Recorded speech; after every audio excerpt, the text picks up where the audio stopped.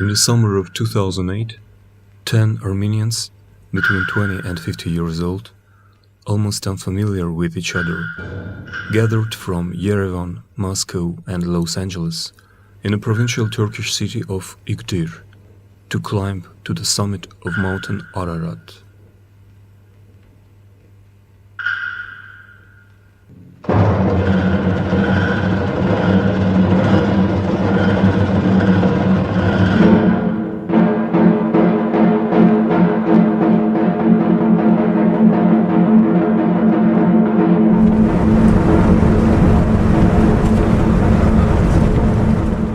We were driving a van with Turkish license plates, concealing our nationality, hiding the Armenian flag under our clothes.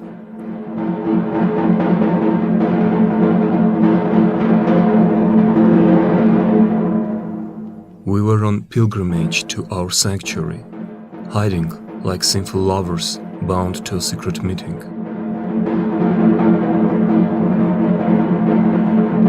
We were headed home to the cradle of our civilization, like thieves or smugglers who walk the night, keeping out of sight of soldiers at Turkish outposts that separate us from our mountain with bayonets and barbed wire.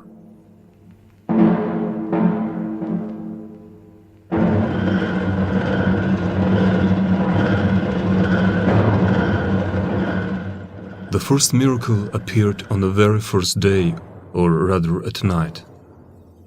Each Armenian child at least once would draw this landscape with chalk or coal or paints, sunrise above the two peaks of the holy mountain. As a matter of fact, the part of Armenia which survived the genocide and where we were born and raised is to the northeast of the mountain. Therefore, all our lives we've been only seeing sunsets over Ararat. That is why this shining sunrise looked a miracle to us. Besides, the two summits swapped places. The smaller peak, Sis, was on the right, while the bigger mountain, Massis, appeared on the left. Only the sun was rising where it belongs, between the two of them, exactly as it used to be drawn in children's pictures.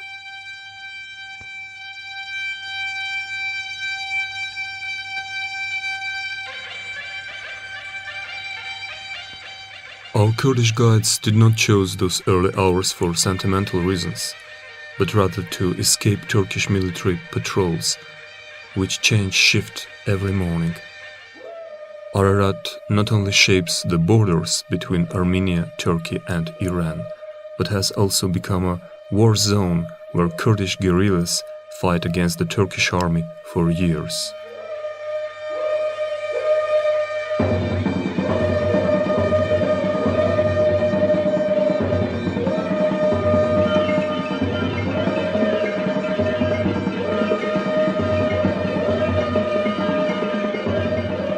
The second surprise came later that morning, when we discovered that Ararat was not, as we thought before, a two-headed single rock formation, but rather comprises two separate mountains. Actually, there is no mistake. From the very beginning of human history, since the times of the flood, the name Ararat was attributed to both summits of the Armenian sacred mountain. Here is what the Bible has to say on this in the book of Genesis. And the ark rested in the 7th month, on the 17th day of the month, upon the mountains of Ararat.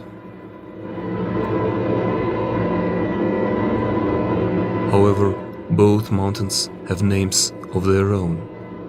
The main rock, the big one, is called Massis in Armenian. The root of this word is common for almost every Indo-European language. It means just big, huge and massive. As a centerpiece of historical geography of the human race, Massis is symbolizing the power and strength, the paternal and masculine side of the nature. The smaller peak is called Sis. With archaic simplicity and transparency, this word signifies a woman's teeth, and is connected with the maternal and feminine nature. Indeed, this perfectly beautiful cone does look like a breast full of milk. Thus, uniting the male and female natures, power and tenderness, might and beauty, Massis and Sis stand in the middle of the world, between 5 seas, among 3 lakes, as twin-peaked Ararat, the cradle and savior of the human race. Shall we explain why Armenians who live around this mountain for 5,000 years regard it as their sacred symbol? Shall we explain why we are so eager to spend our time and money and all our strength just for a chance to reach the summit of our mountain and of our own?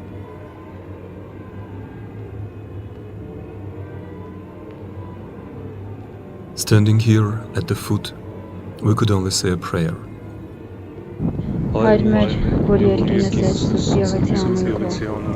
Our Father, which art in heaven, hallowed be thy name, thy kingdom come, thy will be done in earth as it is in heaven. Give us this day our daily bread, and forgive us our trespasses, as we forgive them that trespass against us. And lead us not into temptation, but deliver us from evil. For thine is the kingdom, the power, and the glory, forever and ever. Amen.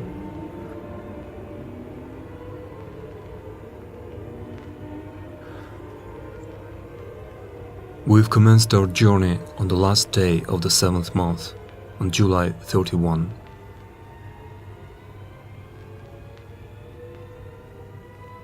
Like prodigal children coming home after long absence, first we move towards the mother, to Sis.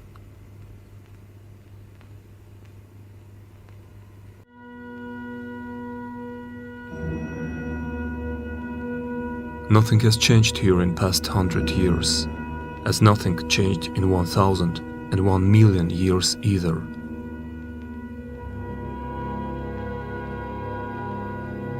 Massis and Sis are dormant volcanoes, just like scores of other mountains in the Armenian highland. Life on Earth has originated out of the volcanoes. Their eruptions have created the atmosphere we breathe. The volcanic clouds condensed moisture that was transformed into the water and supplied the rivers, lakes, and oceans with endless rains through thousands of years. Volcanic ash covered the stones and shaped the soil where plants and trees found place to grow. But here, at the foot of the mountain Ararat, the earth remains the same as it was in the very beginning of creation, as a reminder of the creation.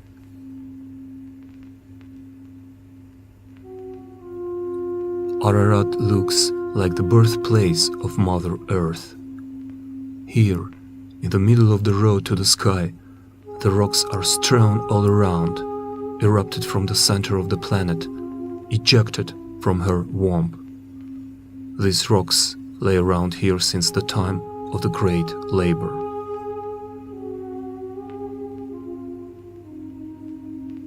Black color reigns here.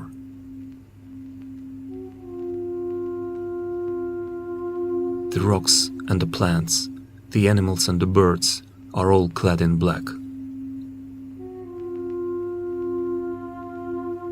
Even the springs that flow from the cliff leave a black imprint. Black is one of 4 main colors on Ararat.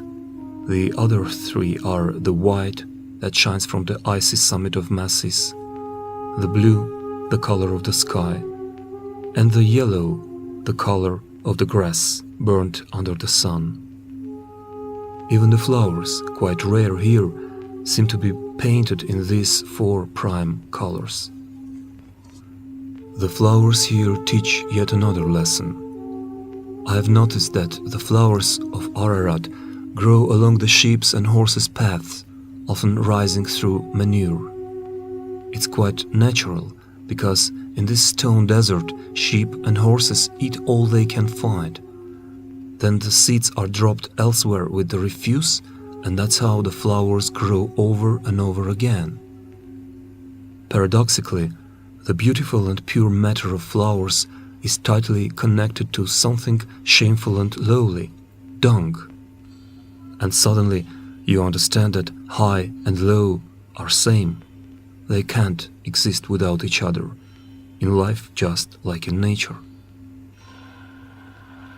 Sis turned to be almost unreachable, like a real woman. The steepness of the mountain did not allow us to straighten our backs even for a while. We were climbing all day long, bowing like servants in front of the mistress.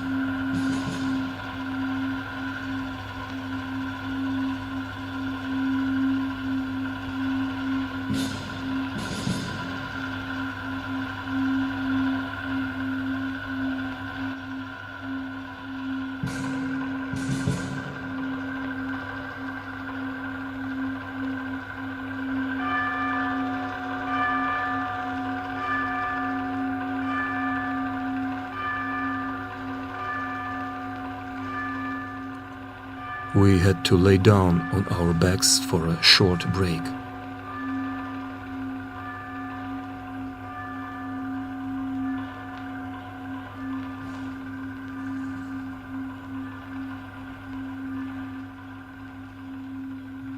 Besides, the summit of this huge pyramid was surrounded with rocks which looked like medieval castles with towers and walls.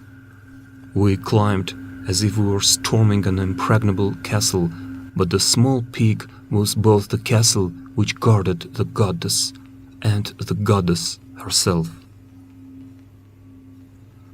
However, the greatest miracle we faced was the sight of the bigger mountain, the view from Sis until Massis.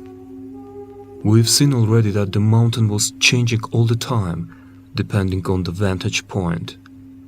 The famous and favorite site of Mountain Ararat we have known all our lives looks absolutely different from here. It's not better or worse. The sacral mountain is like a woman you love. She is as beautiful from behind as from the front. Massis sometimes was disappearing in the clouds, then appearing through the fog like a ghost. From peak of Sis, the bigger mountain surprisingly looks just like its smaller neighbor. Instead of the familiar view of a broad and mighty rock, we saw a narrow and perfect cone, a young and fresh dimension of the ancient mountain.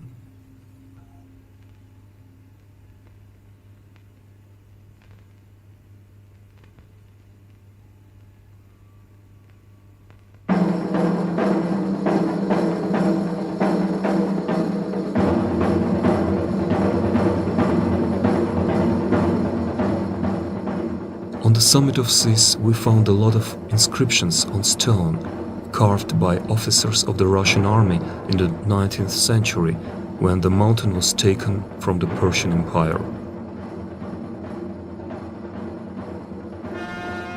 Ararat is still imprisoned, this time by Turkey. This was only half of the way, and we had to go down for a new ascent onto the big summit.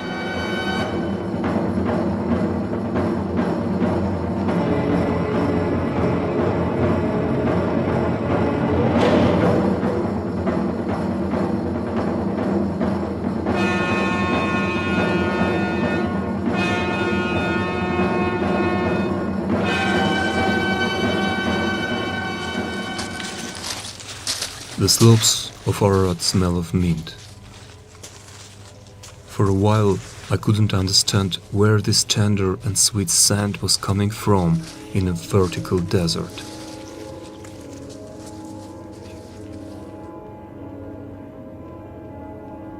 Then I realized that mint is hiding among the grass, and a smell is rising under the feet of my friends, who trampled it with every step on the narrow mountain path.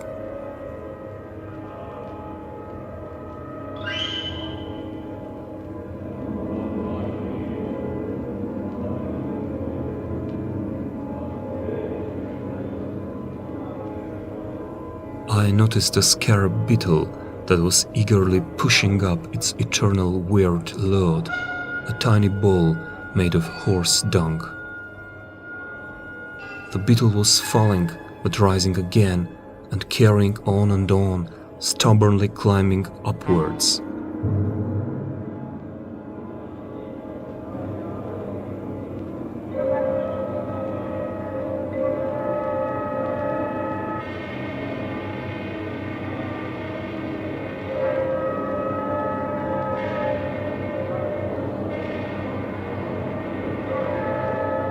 Far away, the icy summit of Ararat was hovering high in the sky.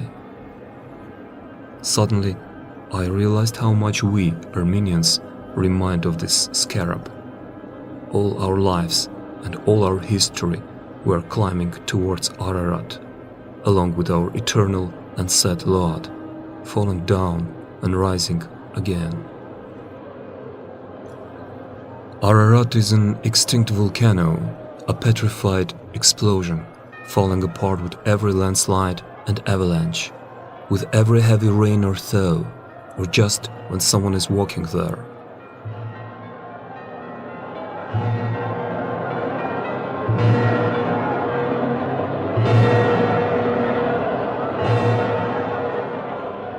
That's why each step on the mountain causes its partial collapse.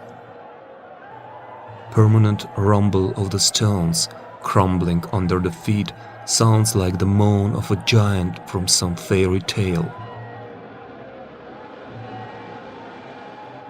Therefore, one shouldn't climb Ararat as a careless tourist, without realizing where you are and what your every step costs him.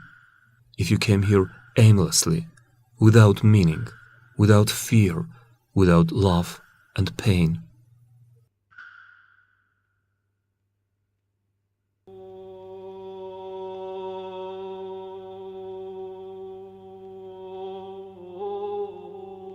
Because you can't subdue the mountain.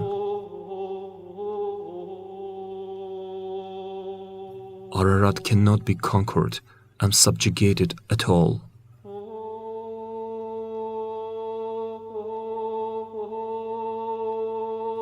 Here you can only submit.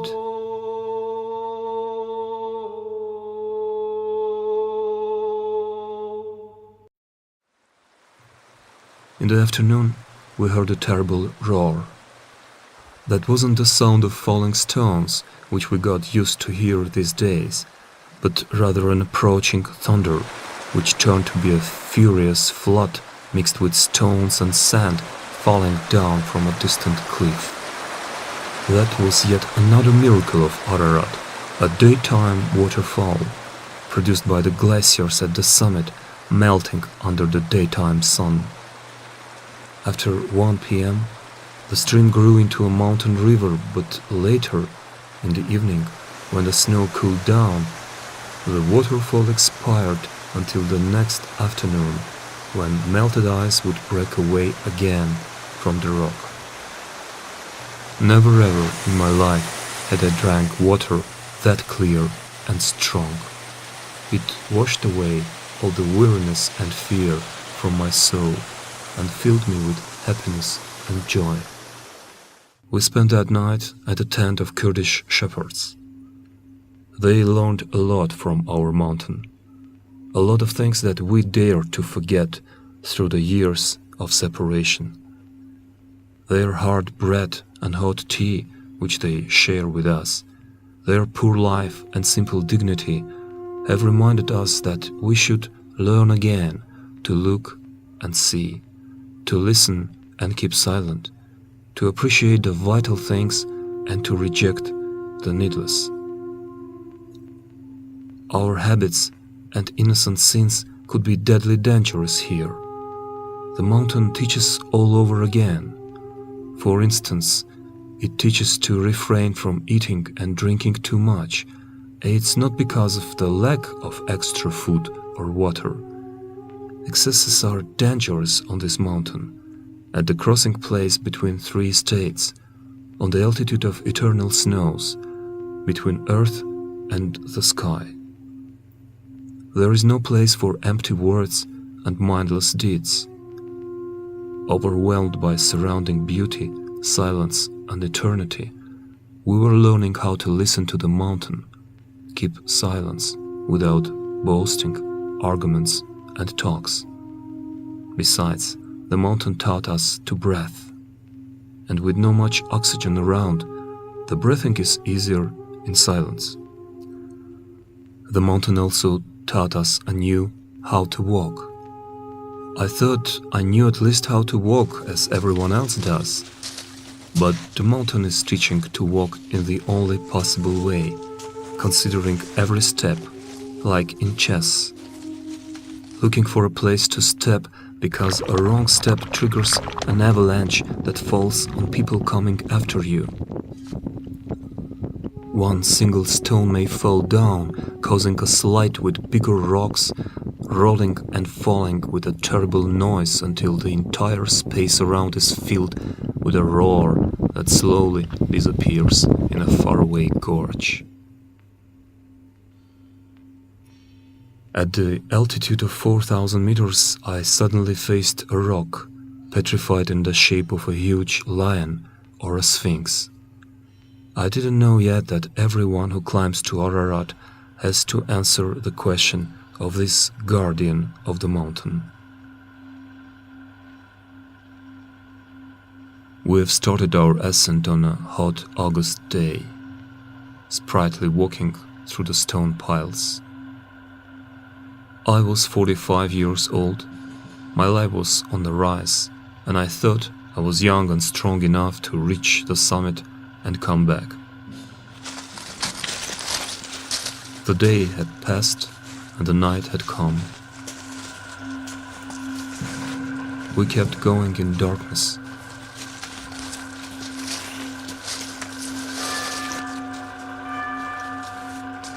I didn't notice how I lost my identity, forgetting my name, my address, my job and biography.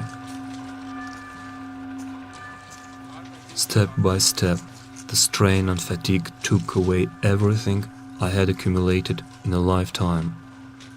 Losing myself, I was becoming just a human being, a walking symbol from the ancient enigma of the Sphinx. Who walks with his 4 limbs in the morning, on 2 legs in the noon, and with 3 limbs in the evening? Perhaps this is a question that the stone guardian of Ararat asks everyone who tries to reach the summit. Oedipus the king has solved this riddle in an ancient legend. But here, unriddling it is not enough. You have to live through the answer on your own. The mountain decides who will be allowed to reach it and who will not. We walked fast and certainly in the beginning, as strong adults walked on their firm legs. After the first half of the road, we could no longer walk in that manner. We had to lean against a stick, securing it in the sand and snow and pulling our feet to it one after another.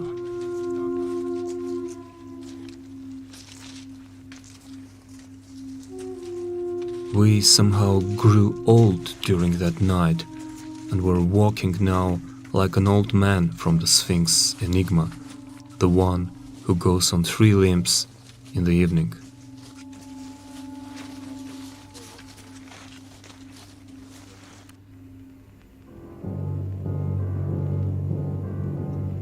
Half a mile remained to the summit when I fell to my knees and started to crawl on all 4 like an animal, or rather a child in the morning of his life, according to Oedipus' answer.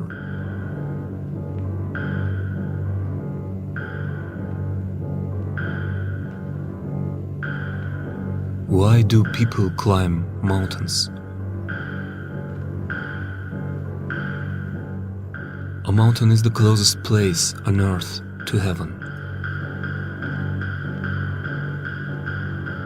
The shortcut from earthly life to lifeless space.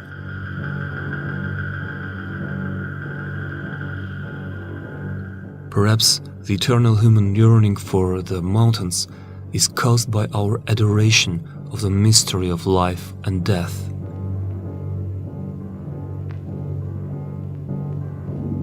During the ascent we pass half of our lives in a day, from the warmth of the valley womb where we were born to the deadly cold of the summit at the end of the road. As a matter of fact, the hidden meaning of climbing the mountain is in the short-lived bliss of the return from death to life. It's not just vanity, but rather a desperate aspiration of the mortal to experience death and stay alive.